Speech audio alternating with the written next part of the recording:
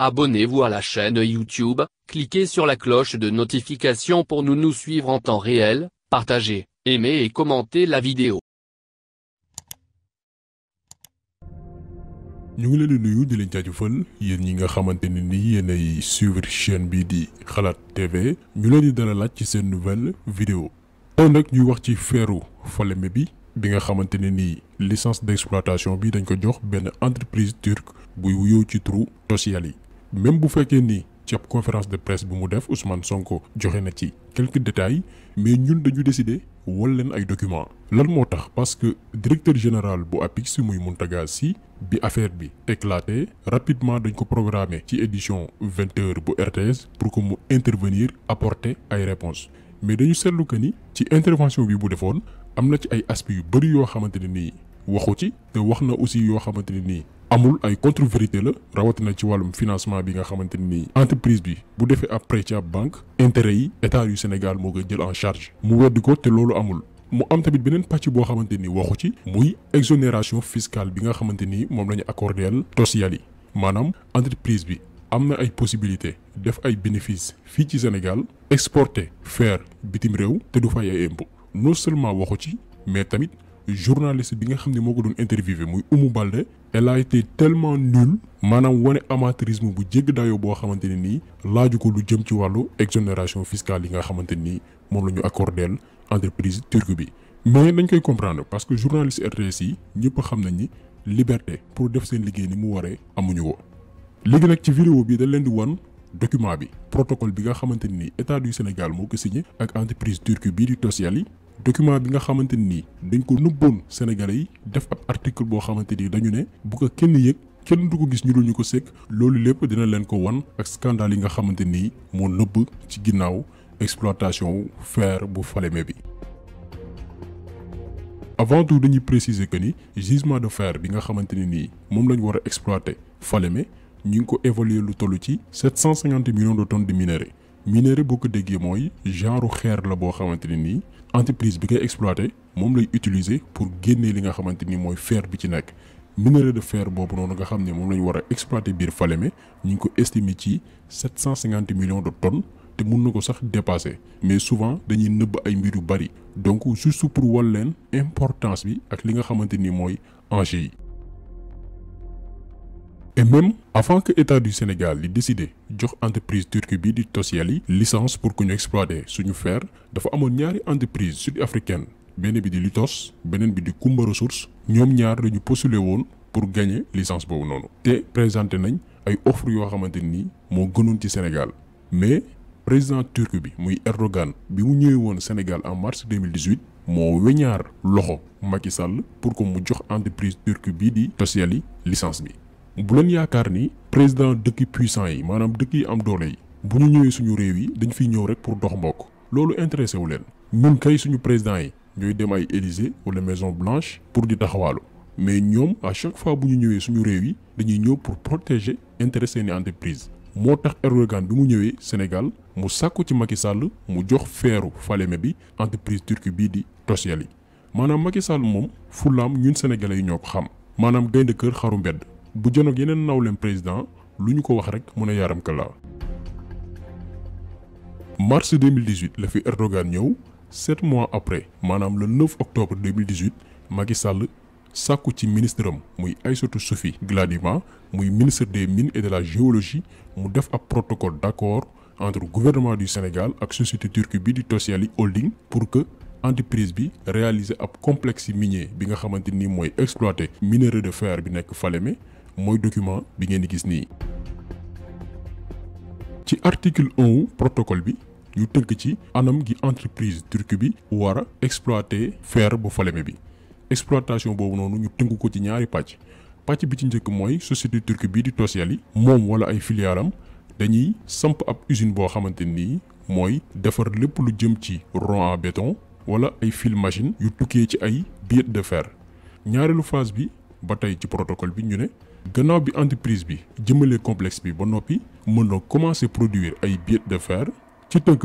lii mooy article 1 protocole bi. après ñu ne nguuru Sénégal dina yombal entreprise turque bi lépp loo xamante ni nii matukaay la pour que projet bi ñu mën ko réaliser ci Sénégal ci ni ko société bi bëggee. léegi nag ñu ñëw ci article 2 maanaam engagement yi nga xamante ni état du Sénégal jël na ko digganteem ak entreprise turque bii di Tosyali. foofu nag la scandale yu mag yi nekk. yan mooy engagement yi nguurum Sénégal jël mënuñu nag citer lépp waaye da leen di limal yi nga xamante ni ñoo ci gën a jéggi dayo yoo xamante ne nii moo nar a gàllankoor réewum Sénégal. bi ci njëkk mooy gouvernement bu Sénégal dafa engagé wu jox société bi ab terrain bu toll ci 100 hectares muy terrain boo xamante ni day janoog géej gi te nguurum Sénégal nee na da koy def ci ab bërëb boo xamante ne nii dina jege port wala sax bu fekkee ni loolee du mën a ne nguur gi ci boppam dina engagé wu dimbali entreprise bi ba mu am port. ñaareelu mbir bi te kenn du ko wax mooy état bu Sénégal yemul rek ci accordé entreprise bi exploiter li nga xamante ni mooy fer bi kese parce que Tosyali ci boppam dina mën a exploiter minerai de charbon bi ci Falémé ak tamit calcaire bi ak li ñuy dippee pierre de dolomite. pierre de dolomite boo ko déggee ab benn xeer la boo xamante ni dafa am solo lool parce que day permettre defar li nga xamante ni mooy peinture waaye itam ay carreaux mooy carreaux yi ñuy def ci biir kër yi ak tamit ay papier ay carton. entreprise bi dina am possibilité exploiter yooyee ressource bu weesoo fer bi mais tamit am na beneen minerai bu ñu wooyee minerai de manganèse. minerai boobu noonu moom la ñuy defaree li nga xamante ni mooy ay acier te du n'importe quel acier. ay acier la yoo xamante ni mooy les aciers durs maanaam acier yi nga xam dafa dëgër wow ba pare résistant maanaam li ko yàq yombul moom la ñuy utiliser ci raay yi ak porte yi nga xamante ni moom la ñuy tëj ñi caabi féete ginnaaw. nguuru Macky Sall tamit dina accorder entreprise turque bi beneen licence boo xamante ni nii moo koy permettre mu récupérer li nga xamante ni mooy ferraille yi te ci beneen wet nguur gi garantir entreprise bi que dina ko protéger contre ñi nga xamante ni dañu nekk ci secteur informel bi maanaam ñi nga xamante ni ay pàkk ferraille lañ yor te seeni activité yoruñu kayitu entreprise bu koy firndeel ñooñu bu entreprise turque bii tàmbalee exercer ci biir réew mi ñooñu seen pàkk yooyu noonu day tëj. ku fi taxaw ne da ngay jënd ak jaay ferraille état bi ngay jàmmaar lool parce que ñoom nee nañ dañuy protéger entreprise bi. ba tey ci article 1 bi ci engagement yu gouvernement bu Sénégal jël état bi ne dina accordeel Tosyali ab exonération douanière ak taxe sur la valeur ajoutée ci bépp équipement ak service boo xamante ni nii entreprise bi importé na ko maanaam lépp lu mu dugal ci biir réew mi. est-ce que yéen a ngi mesurer gravité bi maanaam entreprise bi mën na dugal biir Sénégal lépp lu mu bëgg te du fay douane du fay taxe lii Sénégal kese la am et puis gouvernement bi yamu ci dafa ne entreprise bi dinaa la créer benn couloir vert maanaam yombalal ko équipement yi nga xam ne mi ngi koy importer mu mën ko recevoir te du am benn jafe-jafe dinañ leen sax créer ay yoon tali ak raay pour que société bi mën a accessible donc xam ngeen ni suñu gouvernants yi ñi nga xam ne ñoo jiite. bu ñu lankee ni duñu defar ay yoon yu baax ci yenn régions yi ak yenn villages yi ñoo ko tey bañal nañ ko ay sénégalais mais nangul nañ ko ab entreprise boo xamante ne nii bitim réew la jugee kon ñii lu ñu def ñoo ko tey bañ a liggéey moo leen jàpp ak ñàkk bëgg réew mi. ñu yaakaar ni Macky Sall fa lay yem mu ne entreprise bi booy fay électricité courant ak gaz ak li nga xamante ni mooy ndox man état bi dinaa supprimer bépp taxe boo xamante ni war nga ko fay ci say facture te tey ko xam entreprise yooyu xam ne li ñuy consommer dafa bëri trop ci courant ak ci ndox yow nga ne bu ñuy fay seeni facture bépp taxe boo waroon am ci état bi maanaam ñun suñu alal bi ñu war a récupérer ci entreprise bi ñu ne baal na leen ko bu leen fay taxe fay leen facture bi kese maanaam li ngeen consommer te jeexagul entreprise bi buy installer électricité am gazam ak ndoxam ak yeneen abonnement frais yëpp état du Sénégal moo koy jël en charge maanaam ñoom dañ leen yombalal lépp te jeexagul. léegi nag entreprise bi bis bu demee ba commencé ay activité am ci biir réew mi prime de sécurité sociale yi nga xamante ne nii moom la ñu jagleel employés yi dañu war ko verser état bi ne moom moo koy jël en charge diiru fukki at. ba tey état bi pareegul dafa ne entreprise bi bénéfice yi nga xamante ni yaa ngi koy def dama ciy génnee li nga xamante ni mooy impôts yi diiru fukki at. lii lépp du loo xamante ni dañ ko inventé document bi mi ngi nekk nii protocole bi gouvernement bu Sénégal signé. digganteem ak société turque bii di Tosyali protocole bi moo ko wax moom ngeen gis nii. après loolu état du Sénégal permettre société bi bu ñuy def seen recrutement 50% ci seen i liggéeykat ñu may leen ñu jëlee leen bitim réew maanaam ak lii nii ñi jógee bitim réew bu ñu ñëwee ñooy yor fonction yi nga xamante ni ñoo ci gën am salaire yu baax. maintenant nag 50% yi ci des yi nga xam ne sénégalais lañ koy jagleel ay postes yu tekkiwul dara lay doon ay employés simples wala sax ay journaliers bu ko defee entreprise bi di leen exploiter. et leneen li gën a graaw mooy ci affaire bi mooy état du Sénégal dafa engagé wu jël en charge garantie prêt bi nga xamante ni entreprise turque bi moom lay def ci banque yi pour mën a réaliser projet bi.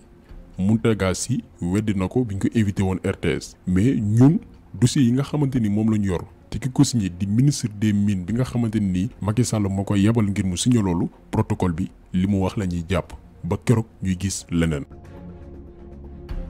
mu amaat beneen mbir boo xamante ni mi ngi ci biir protocole bi te gouvernement bi da ko doon nëbb maanaam waxuñu ko woon kenn c'est-à-dire protocole bi dañ ko doon làq bugguñu woon kenn xam ko. li waral loolu nag mooy ñoom ci lëndëm la ñuy dox maanaam ay wàllu magu yi même chose la ñu def ci mbirum pétrole bi làqatu loolu ci ay bureau signé ay accord joxe ay licence d'exploitation bu ngeen gisee protocole bi ci article 7 bi ñu dippee ko confidentialité dañu ne le présent protocole d'accord dans sa globalité et son contenu ainsi que tous les documents et informations de quelque nature qu'ils soient et sur quelque support qu'ils se trouvent relatifs directement ou indirectement communiqués, divulgués ou qui viendraient à la connaissance de l'autre partie à l'occasion de l'exécution du présent protocole d'accord seront considérés comme strictement confidentiels. maanaam ci tënk protocole bi moo xam ñaari parties ko sekk kenn waru ko partager moo xam bépp support bu mënti nekk information yi nga xamante ni moo ci ne moo xam itam seen anam ak nu ñu mën a bindoo waruñu ko communiquer doomu aadama. lii rek li muy prouvé mooy gouvernement bi lu ñu naroon du jàmm parce que kuy def jàmm doo làqatu maanaam ñun dañoo naroon xëy rek dégg ni am na entreprise turque buy exploiter suñu fer ca Falémé. donc lii mooy engagement yi nga xamante ni gouvernement Macky Sall jël na ko digganteem ak entreprise turque bii di Tosyel yi maanaam yow ñu ne la jox nañ la licence pour nga exploiter suñu fer benn ñaareel bi ñu ne la jox nañ la terrain wu 100 hectares mun nga sax importer ay équipement lu la neex te doo fay douane doo fay taxe ñu rax ci dooli ne jëndal ferraille yi nga xamante ni ñoo ne ci biir réew mi te doo am concurrence maanaam képp ku la nar a concurrence ante rek ñu gor ay tànkam booy fay électricité gaz ak ndox doo fay taxe alors que sénégalais bi nga xamante ni facture bu 5000 francs lay fay par force day fay taxe ba pare ñu tegal la ci ne même say installation sax ñun ñoo koy jël en charge mais doomi aadama yi buñ leen waxee ni bëgg nañ Sénégal waroo leen ko gëm parce que lépp lu ñuy def rek dañ koy def pour gàllankoor askan wi.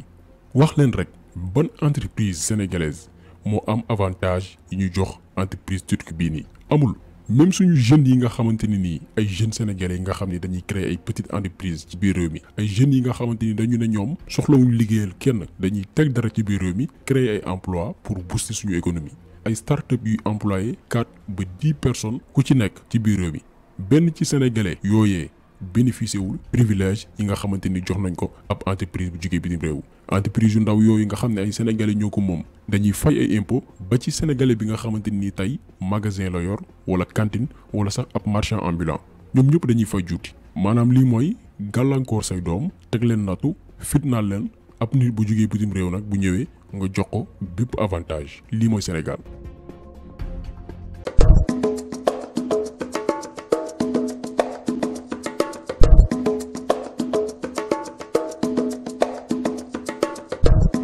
Abonnez-vous à la chaîne YouTube, cliquez sur la cloche de notification pour nous suivre en temps réel, partagez, aimez et commentez la vidéo.